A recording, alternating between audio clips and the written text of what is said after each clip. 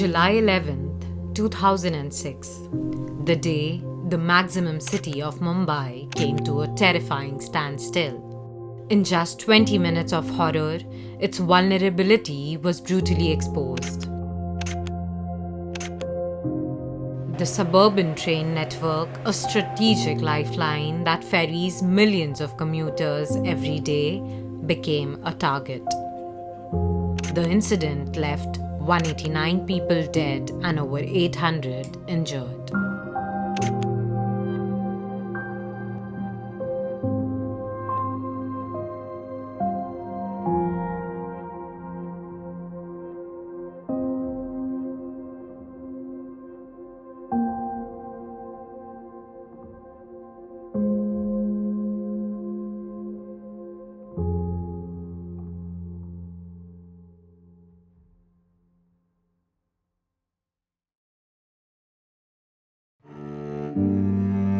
आज बॉम्बे हाईकोर्ट ने इस मामले के 12 दोषियों को बरी कर दिया है। कहा कि सरकार अपना केस साबित नहीं कर पाई।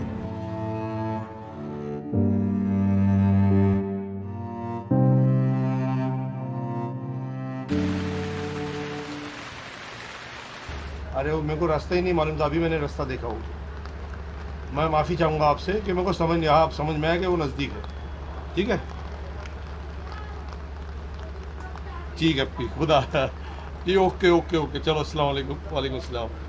तो मुझे मालूम ही नहीं ना, ये सब मेरे बात का है जो उसके से थोड़ा सा। तो फिर वो बच्ची थी, उसने समझाई, बोले मम्मा यहाँ पे बन गया। मतलब अच्छा, मेरे को मालूम था, फिर भी मैं यहीं से आया। मतलब नहीं मालूम है कुछ और नई जगह पहुँच जाओ। तो अभी देख लिया मैंने यहाँ से, समझ में आ गया मेरे को। चलिए आइए। यहाँ पर कोई बस्ती नहीं थी, पहले बस्तियाँ थी, ये सब बाद में टूट गई, अभी बनने वाला है। तो ये सब भी मेरे लिए नया ही है। ये ब्रिज है, ब्रिज था ही नहीं अच्छा।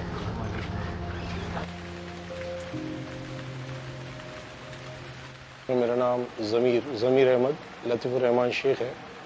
फ़िलहाल मेरी उम्र 50 साल की है, मगर जब मुझे पकड़ा गया था उस वक्त मेरी उम्र सिर्फ और सिर्फ 30-31 के दरमियान थी।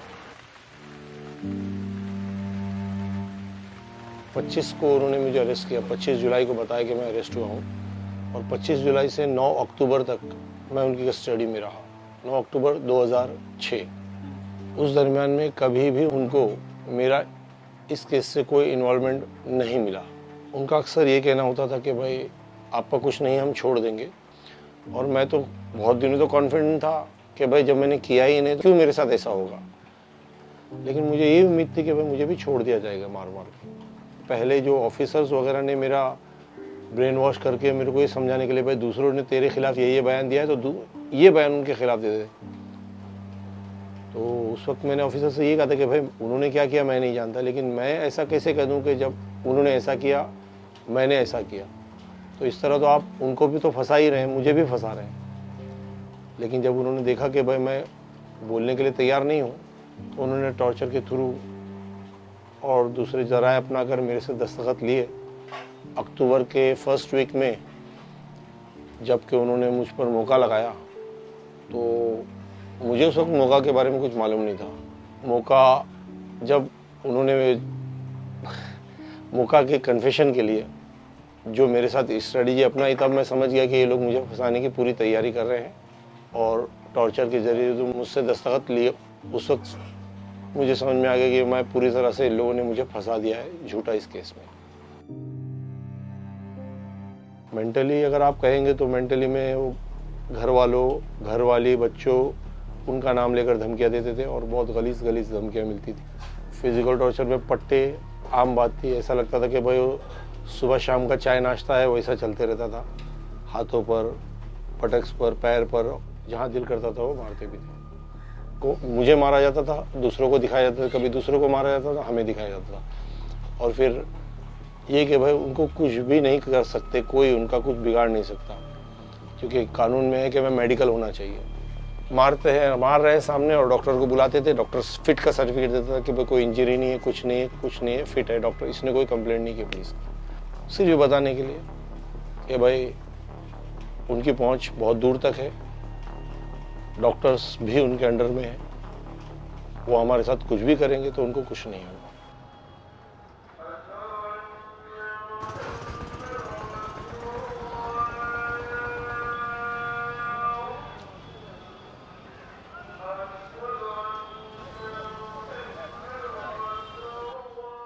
ब्लास्ट के बाद 3-4 जगह क्राइम ब्रांच लोकल पुलिस में जस्ट यानी कि बुला के खाली नाम एड्रेस आप कहाँ थे उस वक्त ब्लास्ट के टाइम बस खत्म।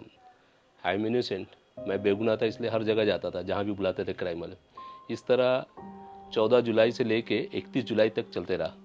बुलाते थे लोग छोड़ देते, लेकिन 31 जुलाई को मुझे बुलाया गया नागपाड़ा ATS ऑफिस पे और वहाँ से मुझे VS आलस्कर के ऑफिस में इलीगल रख दिया।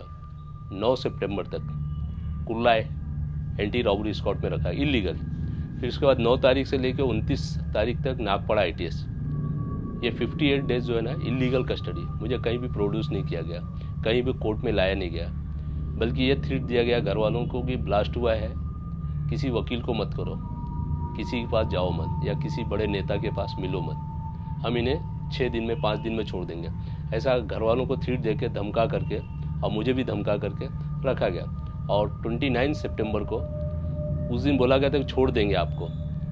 उस वक्त मुझे टॉर्चर किया गया 3rd डिग्री और मार मार के मुझे कोर्ट में पेश किया गया और ये बोला गया कि कोर्ट में कुछ बोलना नहीं है। वहाँ फर्स्ट रिमांड मेरा हुआ। अब मेरे साथ जो टॉर्चर हुआ वो तो पर्सनली है कि नहीं कंटिन्यू, यानी कि जैसे पूरे कपड़े निकाल दिया गया, फिर बेल्ट से मारा गया कंटिन्यू, फिर बैक साइड पे मारा जाता है, इस पे मारा जाता है, फिर इस पे, फिर हाथों पे मारा जाता है, फिर खड़ा करके 24 घंटा कंटिन्यू खड़ा करके उस पर ऊपर से एक पाइप डाला जाता है, खड़ा किया जाओ, पाइप से एक एक बूंद पानी गिरता है जिससे आदमी मेंटल हो सकता है।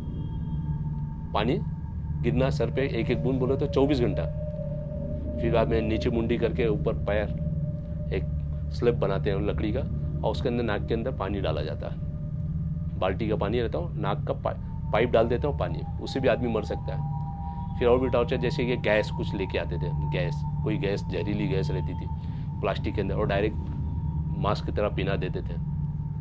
एक मास्क के अंदर झींगुर, कॉकरोच और कुछ और भी छोटे जहरीले कीड़े ला के पीना दिया जाता था जिससे तुम्हारे को काटेंगे, तुम्हारा स्वेलिंग होएगा, तुम्हारा पीना, इस तरह का टॉर्चर। फिर शॉक, प्राइवेट पार्ट्स में शॉक देना, ये टॉर्चर रहता है कंटिन्यू। 4-4 आदमी इस पे बैठ जाना और फिर बाद में इस पे कंटिन्यू मारना, 50 बेल्ट 100 बेल्ट मारना, आदमी बेहोश हो जाना। मैं बेहोश हो जाता था, छोड़ देते थे कंटिन्यू। फिर उसके बाद दूसरे दिन फिर आके थोड़ा सा सोफ्रामाइसिन वगैरह लगा के बाद में नॉर्मल करके फिर पिटाई। इस तरह कंटिन्यू टॉर्चर। ये टॉर्चर सिर्फ इसलिए कि कन्फेशन स्टेटमेंट में साइन, वो बोलते थे कि तू साइन कर दे, बस हमारी बात मत मान, जो है DCP की बात मान ले।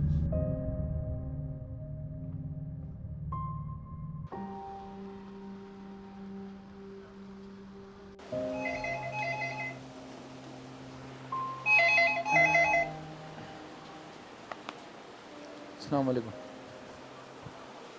हाँ अल्हम्दुलिल्लाह। नहीं तो ये तो पुलिस ने करवाया ना, ATS वालों ने डलवाया। उनकी हालत ख़राब है अभी, सब जगह से थू हो रही है, तो उन लोगों ने डलवाया मुझे।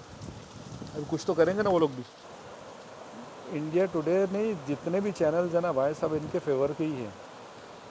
हाँ, सब इनके फेवर के हैं, सब वो वही दिखाएंगे।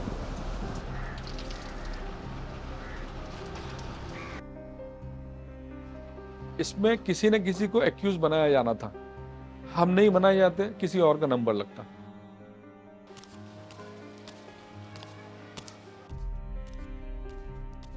मेरा बैकग्राउंड इलेक्ट्रॉनिक्स इंजीनियर का था, तो इन लोगों को एक ऐसा शख्स दिखाना था जो ये जानता हो कि जिसको इलेक्ट्रॉनिक्स की नॉलेज है और जिसके ऊपर ये इल्ज़ाम डाला जा सके कि इसने बॉम्ब के अंदर टाइमर फिट किया था। यही इल्ज़ाम मुझ पर डाला गया। इनको कन्फेशन लेने के लिए MCOC लगाना था, और MCOC लगाने के लिए इनको ऐसे लोगों की ज़रूरत थी जिनके ऊपर पुराने केसेस हो। मैं उसमें फिट बैठता था। मैं मतलब मेरे पुराने केसेस थे 2, और वो भी कोई बहुत बड़े केस नहीं, 153, जिसमें मतलब ये पंफलेट बांटने का केस था। या उसके बाद में जो दूसरा जो केस, झूठा केस लगा मेरे ऊपर, वो ये था कि मुझे बताया गया कि मैं सिमी का मेंबर हूँ। 2001 में जो बैन लगा, झूठे तौर पर मुझ पे मेंबर बनाकर मुझे जो है ना वो डाल दिया गया इस केस के अंदर। ये सारे केस बाद में एक्टिवेट हो गए। झूठे केस थे, सारे एक्विट हो गए। लेकिन ये जो वजह बन गए मेरे आगे इस केस में डालने के लिए, असल वजह ये थी इनको सबूत गढ़ने थे, और सबूत गढ़ने के लिए कन्फेशन चाहिए था। कन्फेशन के लिए एमसीओसी लगाना था, और एमसीओसी के लिए पुरानी चार्जशीट चाहिए। तो ऐसे लोगों का इंतखाब किया गया, ऐसे लोग चुने गए, और उसमें हमारा नंबर लग गया।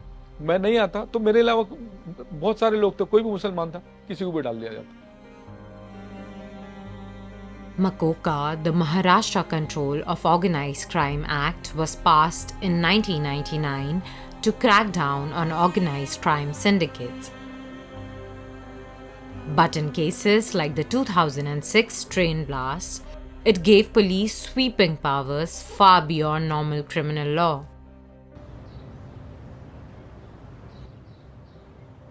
कि अगर आपने चोरी की या आपने मर्डर किया और आपने उसी आदमी के सामने कन्फेशन किया, तो लॉ कहती है नहीं, हम ये नहीं देखेंगे, क्योंकि जाहिर से बात है कि आपके ऊपर प्रेशर हो सकता था, दबाव हो सकता था। लेकिन आपने अगर MCOCA क्राइम किया, आप टेरर की बात छोड़ दो, MCOCA is not only for terror offences, उसमें ऑर्गेनाइज्ड क्राइम भी आती है, इकोनॉमिक ऑफेंसेस भी आती है, पर आपने बस एक अलग तरीके का ऑफेंस किया और फिर आप सेम आदमी के सामने जाके कन्फेस करते हो और अचानक वो एडमिसिबल हो जाता है। ये मतलब दिखती है, जाहिर है कि इतनी आर्बिट्ररी चीज़ है। For decades, India has relied on a series of strict anti-terrorism laws to combat threats to national security. But for a significant part of the population, these laws have created a parallel, often unjust system of justice.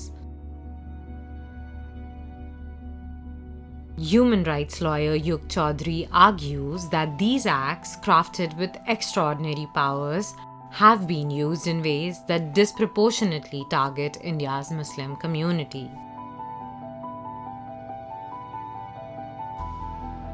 देखो, टाडा एक ये anti terror legislation जो है India में, इसकी बहुत ख़राब experience हुआ है।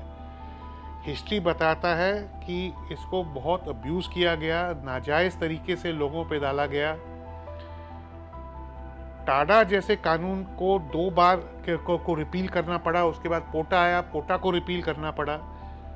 टाडा का कन्विक्शन रेट करीब 2% था। सबसे ज़्यादा टाडा केसेस तो गुजरात में है, और वहाँ ज़्यादा मुसलमानों के खिलाफ डाला गया। ये सारे केसेस जो गुजरात के थे ज़्यादातर मुसलमानों के खिलाफ थे, मगर मुसलमान तब गुजरात में टेररिज्म का कोई मसला ही नहीं था। तो टेरर लेजिस्लेशन देश में बहुत ज़्यादा मिसयूज किया गया, अब्यूज़ किया गया है।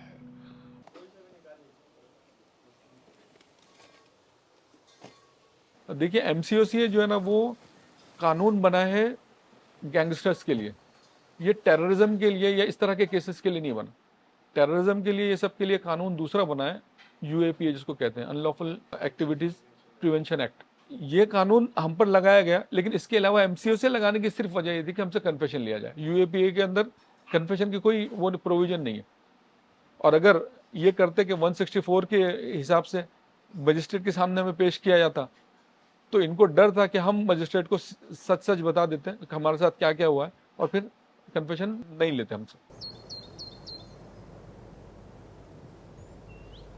तो मुझे स्टार्टिंग में ये केस में डालने वाले नहीं थे। ये मुझे लेके आने का मकसद ये था कि फैसल भाई से प्रेशर करके उनसे कन्फेस करवाया जाए, फैसल भाई के ऊपर प्रेशर डाला जाए, ताकि छोटे भाई को लेके आ गए तो बड़े के ऊपर थोड़ा प्रेशर आ जाएगा, वो जो बोलेंगे वो बोलेगा, हमारी मर्जी का बोलेगा।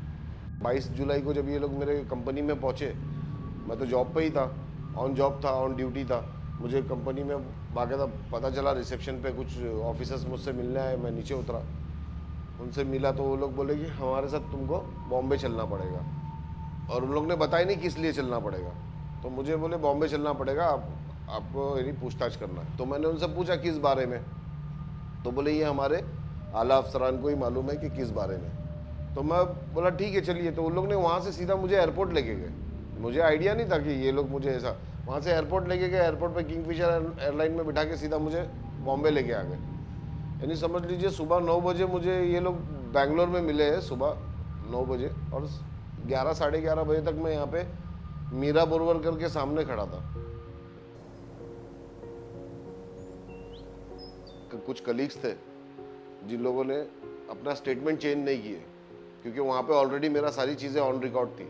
एक वो एमएनसी थी, यानी मल्टीनेशनल कंपनी थी, तो उसमें सारी चीज़ें हमारी होती, फिंगर होता है, हमारा एक्सेस कार्ड का एंट्री होता है, मेरा साइन होता है, कैमरा में मैं हूँ वहाँ पे। तो उन लोगों ने कहा कि हम ये डिनाई नहीं कर सकते कि आपने इसको यहाँ से नहीं लेके गए। वो ये लोग चाहते थे कि वो लोग डिनाई कर दें, और मुझे बॉम्बे से अरेस्ट बताए ये लोग, और बताए भी इन लोगों ने मुझे बॉम्बे से अरेस्ट बताए। वो तो मेरी बैंगलोर में जब के स्टेटमेंट्स वगैरह जब मैंने सामने रखा हो ना, तो जज साहब को पता चला कि इसे बैंगलोर से उठाया गया। But the brutality of the interrogation room was just the beginning. Outside, another trial was unfolding, one waged in the newsrooms and on television screens. Torture की वजह से अभी मेरा स्कैपुला है, कंटिन्यू मारा गया इस पर, ये निकल गया है, आवाज़ आती है, ये बाद में हम दिखाएंगे। तो इसकी रिपोर्ट भी मैंने पेश की, exhibit 304 MRI report. Local court जो था सेशन, उसने नहीं माना, उसको बाकायदा बताया मैंने, उतार के सट भी बताया कि मुझे मारा गया और मार के ये स्टेटमेंट लिया गया है, कबूली बयान। और एक CD भी मेरी बनाई गई जो स्टार न्यूज़ पे उस वक्त रिलीज हुई थी 2006 में, जिसमें मैं बोल रहा हूँ कि मैंने ब्लास्ट किया। वो गन पॉइंट पे बनाई गई थी, टॉर्चर देके गन पॉइंट पे बनाई गई है ये चीज़। जब अगर मीडिया ही खुद बायास हो जाएगा या एक मेजोरिटी की तरफदारी करने लगेगा, तो कहां से मतलब वो डेमोक्रेसी और ये सारी चीजें बाकी रहेंगी। ये चीज नहीं होनी चाहिए, क्योंकि हमारे तो पूरा कैरेक्टर असैसिनेशन तो पूरा मीडिया ने ही करी है। मीडिया ने तो वो बातें बताई हमारे बारे में जो पुलिस वालों ने भी इल्जाम नहीं लगाया हम पे। तो हम लोग में से अगर कोई अरेस्ट भी हुआ तो कोई कोई अचंभे की बात नहीं है, क्योंकि हमारे इधर सब चीजें ऐसा है कि अरेस्ट होने के बाद पुलिस की कही हुई हर बात को सच मान लिया जाता है पहले ही। कोर्ट की जरूरत नहीं है हमारे इधर। लोगों में एक आम चीज है कि बस पुलिस ने अरेस्ट किए तो कुछ ना कुछ मामला गलत ही होगा इसका। For years, the state's case rested on a single piece of evidence, the confessions of the accused. In its final verdict, the Bombay High Court termed the torture used to obtain those confessions as barbaric and inhuman. It declared the confessions to be unreliable and inadmissible, effectively invalidating the prosecution's entire case and exposing the dark side of the investigation.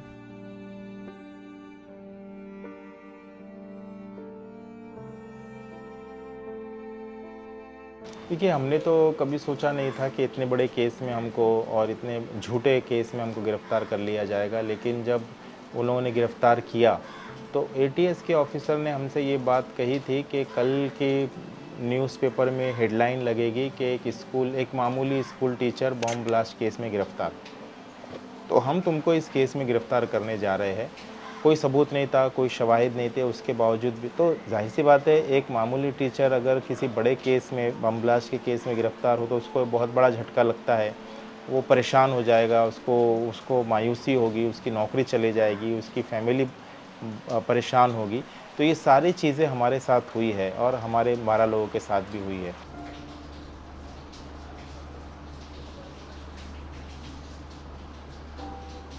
एक कमरे में ले गए और वो कमरा full AC कमरा था, उन्होंने बंद कर दिया। वहाँ पे ना कोई चादर थी, ना कोई चटाई थी, कोई बैठने की मुनासिब जगह नहीं थी इन्हें। और वहाँ की जो फ्लोरिंग थी वो भी एकदम ठंडी थी। तो एसी फुल होने के नतीजे में बर्फ़ की लादियाँ वहाँ पे रखी हुई थी चारों तरफ। तो आदमी जो है थोड़ी देर में कांपना शुरू हो जाता है और वो चाहता है कि उसको कपड़े मिले, वो चाहता है कि उसको चादर मिले, लेकिन उसको जो है दिया नहीं जाता। वो बिल्कुल ठंड से मरने की कैफियत उसकी हो जाती है। फिर वो वहाँ से निकाल के मुझे ले गए एक ऐसे कमरे में जो बिल्कुल डार्क है, अंधेरा है बिल्कुल, वो चारों तरफ से बंद है, और उन्होंने वहाँ रख दिया। और कोई आवाज़ नहीं, कोई बातचीत नहीं, कोई आदम और आदमजाद नहीं, जिसके नतीजे में आदमी को हाथ पर हाथ उसका दिखाई नहीं देता। उसको लगता है कि मैं ज़िंदा हूँ, क्या मैं कब्र में पहुँच गया हूँ, मेरी आँखों में रोशनी है या मेरी रोशनी जा चुकी है। और अच्छा वो जो है ना एयर टाइट रूम्स होते हैं, आप चीखिए चिल्लाइए लेकिन आपकी आवाज़ जो है उस रूम से, उस कमरे से बाहर नहीं जाएगी।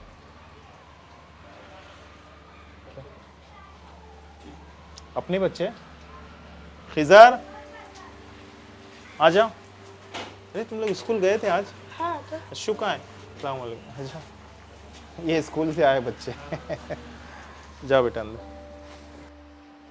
Wahid Sheikh is one of the first persons to be acquitted by Makoka Court in 2015. In his book, Beguna Qaidi, he details the extent of the brutality and exposes how confessions have traditionally been extracted.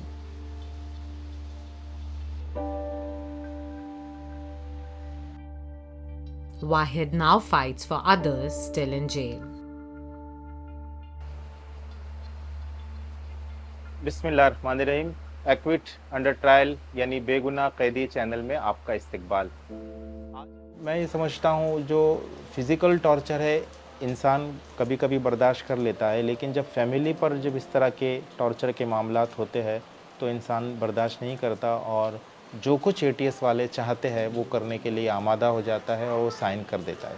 इसीलिए आप देखिए 13 में से 11 लोगों ने इस case में confessional statement पर साइन कर ली, जो कि टॉर्चर का ही नतीजा है। देखिए एक रिवायत तो ये है कि जो भी केसेस जमीयत लड़ रही है, ख़ास तौर से हमारा या दीगर लोगों का, और उस केस के अंदर जो लोग भी बेल पर रिहा होकर आते हैं या बाइज़्ज़त बरी होकर आते हैं, तो पहली रिवायत ये है कि वो जेल से छूटकर अपने घर नहीं जाते, जमीयत के ऑफिस जाते। तो मैंने भी इस रिवायत को पालन किया है और मैं जब अत्थर रोड जेल से छूटा हूँ तो सबसे पहले मैं जमीयत के ऑफिस गया। कैदी है 1993 केस के, तो उनका मुझे फ़ोन आया था 2 दिन पहले। उनको सुप्रीम कोर्ट ऑफ इंडिया ने बेल पर रिहा कर दिया। अच्छा। वो शायर है। अच्छा। उनका नाम है पूरा रियाज सिद्दीकी। हाँ। और वो इस वक्त बम्बई में मलाड़ में रहते। अच्छा। तो जो उन्होंने जेल में रहकर गज़लें और नज़में लिखी है जी, उसको वो किताबी शक्ल में लाना चाहते। ज़रूर इंशाअल्लाह मैं शरीक हूँ और जो कुछ हो सकेगा जमीयत उलमा की तरफ से जी बिल्कुल उसका ताउन। अब सवाल ये खड़ा ही होता है कि भाई जब ये बाइज्जत बरी हो गए तो धमाके तो आज खुद हुए नहीं, कोई है उसके पीछे, वो कौन है? ये तो सरकार की जिम्मेदारी बनती है कि वो एजेंसियों को लगाए और तहकीक हो और असल मुजरिमों को गिरफ्तार करके उनको करार वाकई सजा दी जाए। कि जो इस केस के विक्टिम थे उनको भी इंसाफ नहीं मिला है, तो आप ये इस चीज की कोशिश करो कि जो विक्टिम्स है उनको भी इंसाफ मिले और हम जो विक्टिम्स है हमको भी इंसाफ मिले, और ये ऐसे ऑफिसर्स के ऊपर बाकायदा एक्शन लेना चाहिए। पुलिस अच्छी तरह से जानती थी कि ये लोग निर्दोष हैं, इसके बावजूद भी वो लोग लगातार इन्हीं लोगों को प्रोसिक्यूट करते रहे। ये दिखाता है कि ये विलफुली फॉल्स इम्प्लीकेशन हुआ है, विलफुल फॉल्स प्रोसिक्यूशन हुआ है, मलिशियस प्रोसिक्यूशन हुआ है। ये जानबूझ के और पूरा जानने के बावजूद ये किया है उन्होंने। उनकी इंक्वायरी होना चाहिए तमाम लोगों की, गवर्नमेंट उनसे पूछना चाहिए सवाल। हम तो अभी फाइट करेंगे सुप्रीम कोर्ट में ना, हमारी तो अब लड़ाई सुप्रीम तक है, लेकिन गवर्नमेंट को उनको पूछना चाहिए, एजेंसी को, जो मौजूदा गवर्नमेंट है वो गवर्नमेंट को पूछना चाहिए कि भाई ये जो ऑफिसर थे तमाम के तमाम, ATS चीफ और उसके बाद DCP जो है इसमें, और भी इन्वेस्टिगेशन और IO जो है, तमाम के तमाम लोगों के सवाल उठता है ना। ये जो असली लोग जिन्होंने किया है उनको ढूंढना बहुत जरूरी है, मगर जब तक आप अपनी गलती कबूल नहीं करेंगे आप असली लोगों के पीछे भी नहीं जा सकते। कैसे जाओगे आप? इन्वेस्टिगेशन कैसे करोगे असली लोगों के खिलाफ जब तक आप कबूल नहीं करोगे कि आपने गलत लोगों को फंसाया है? छूटने के लिए भी मदद किसने किया है? एक NGO है जमीयत उलमा हिंद, जिन्होंने इतना कोशिश करके हमको लाया। नहीं तो आप क्या समझते हो ये वकीलों की फीस आप देने के लायक बचोगे अंदर जाने के बाद? नहीं भाई, जो वकील सही से लड़ नहीं सकते ना, वो लोग भी ऐसी फीस मांगते कि आप नहीं दे सकोगे। तो जो अच्छा वकील लड़ सकता है ना, तो वो तो आपसे, आपके इमेजिनेशन से बाहर होता है कि क्या फीस मांगेगा। अगर समझ लो जमीयत का सपोर्ट नहीं होता ये केस लड़ना हमारे बस की बात नहीं थी। तो कम से कम एक चीज़ की खुशी ये होती है कि कम से कम ऐसे लोग हमारे उम्मत में आज भी है जो इस चीज़ का एहसास रखते हैं और हमको अकेला नहीं छोड़े उन लोगों ने।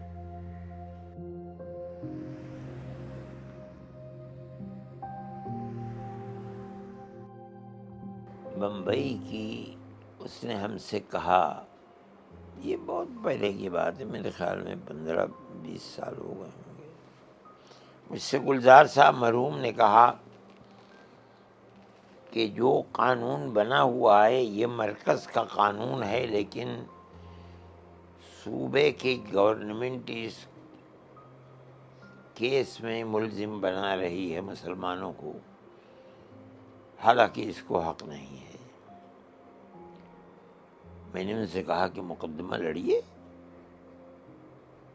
उन्होंने कहा पैसा नहीं है। मैंने उस ज़माने में एक साहब थे जिनके पास जमीयत उलमा की कुछ रकम थी। मैंने उनसे कहा कि आप इनको 4 लाख रुपए दे दिए। उन्होंने उनको 4 लाख रुपए दे दिए। फिर मैंने गुलजार साहब से ये कहा कि अब आप जो गवर्नमेंट, जो बम्बई के अंदर दौलतमंद लोग हैं, आप उनको बुलाइए, उनसे बातचीत कीजिए, उनसे ये कहिए कि हम इस सिलसिले के अंदर आपको बुला रहे हैं। उन्होंने बुलाया, लेकिन लोग सहमे हुए थे। जो दौलतमंद लोग थे वो बहुत कम आए, लेकिन उसका असर हुआ और एक अच्छी खासी ऐसी रकम जिससे वो मुकदमात को लड़ सकते थे उन्होंने लड़ा। वहीं से बात शुरू हो गई। यही इनका तरीका है, यानी ये जब चाहे जब हमको उठा सकते हैं, जब चाहे जब हमें यानी अरेस्ट कर सकते हैं कोई भी केस में, जब चाहे जब हमें इनकाउंटर कर सकते हैं कोई भी केस में, और हम पे बस टैग लगा दिया जाता है। बाद में इन्वेस्टिगेट कौन करता है? आज भी मेरे साथ बहुत सारे लोग मिलना नहीं चाहते, बात करना नहीं चाहते, मेरा फ़ोन नंबर सेव करना नहीं चाहते, उनका फ़ोन नंबर मुझे सेव करने नहीं दिया जाता। तो वो सिर्फ डर की वजह से कि अगर इनके कांटेक्ट में रहेंगे तो पुलिस वाले उनको भी परेशान कर सकते हैं, उनको भी क्वेश्चनिंग कर सकते हैं, इसलिए वो दूर रहते।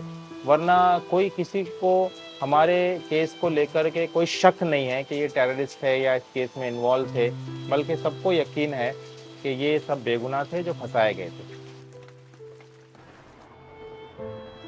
Abdul Wahid Sheikh now seeks compensation of rupees 9 crore from the state for wasting the 9 years of his life in jail. For others, this stain of being called a terrorist will never fade, and no amount of compensation will bring back the 19 years that they spent in prison. देखिए, हमारा नुकसान बहुत बड़ा हुआ है। मेरी बच्ची जो है वो 1 साल की थी जब मुझे अरेस्ट किया गया था, और मेरा लड़का 5 साल का था। जो महरूमियाँ उन्होंने 19 साल तक गुजारी कि बेटी तरसती रही कि बाप मुझे उंगली पकड़कर चलना सिखाएगा। लड़के को एहसास हुआ कि भाई जो बाप मुझे स्कूल छोड़ने जाता था अब वो नहीं है। और ये 1 और 2 दिन नहीं हुआ, एक लंबे अरसे तक ये चीज़ चली। तो भाई किस चीज़ का कंपनसेशन देंगे वो, और क्या कंपनसेशन देंगे? क्या दुनिया की सारी दौलत मिलकर उस एक लम्हे को कि भाई मेरी बेटी को मैं गोद में उठा सकूं, क्या वो लौटा सकते हैं? क्या मेरी बेटी को छोटा कर सकते हैं ताकि मैं उसको फिर से दोबारा अपनी गोद में उठाऊं, उसको चलना सिखाऊं? नहीं हो सकता ना। जो मेरे 19 साल ज़ाये हुए हैं मेरी फैमिली के, वो किसी तौर पे भी कॉम्पनसेट नहीं किए जा सकते। वो कोई लौटा नहीं सकता उसको। 5 मिनट के लिए मुझे बुलाया गया था और 19 साल बाद रिहा किया गया। तो ये मुझे सज़ा मिली है पुलिस पर भरोसा करने की और पुलिस के साथ पूरा कोऑपरेट करने की। जब भी उन्होंने बुलाया मैं चला गया, और मेरे साथ में यह हश्र हुआ मेरे साथ। आप इमेजिन नहीं कर सकते कि पुलिस किस हद तक जा सकती है, किसी भी हद तक जा सकती है। तो मैं तो यही कहूँगा कि आपको अगर पुलिस ने बहुत मोहब्बत से और प्यार से बुलाई भी कि आप आओ हमको बात करना है आपसे, बिल्कुल भरोसा मत करिए। आप लोग पहली फुर्सत में जुडिशरी का सहारा लीजिए, जजेस को कंप्लेन करिए, इनकी हायर अथॉरिटीज को कंप्लेन करिए, कंप्लेन को रिकॉर्ड पे लाइए। ये सबसे इम्पोर्टेंट चीज़ है हमारे लिए। हर किसी को ये चीज जानना चाहिए, क्योंकि कुछ भरोसा नहीं है कि कल को किसको उठा के ये लोग है ना क्या ऐसे केसेस के अंदर फंसा देंगे। खास तौर पे ऐसे लोग जो समझ लो कभी किसी चीज के लिए आवाज उठा चुके और पुलिस की नजरों में आ चुके, तो ऐसे लोगों को तो पहले ये चीज समझना चाहिए कि भाई पुलिस के ऊपर आप जरा भी भरोसा मत करिए। ये कब आपको टेररिज्म के केस में फंसा देंगे, आप कुछ बोल नहीं सकते। For years, society, the media, and the police called them terrorists. But the question lingers: who really killed the 189 people that night? And who will answer for the years stolen from the lives of these men? Jamiat Ulama का तो ये कहना है कि हर जुल्म के खिलाफ हम आवाज़ बनेंगे। किसी मुसलमान के साथ हो, किसी गैर मुस्लिम के साथ हो, हम तो जुल्म के खिलाफ आवाज़ उठाएंगे।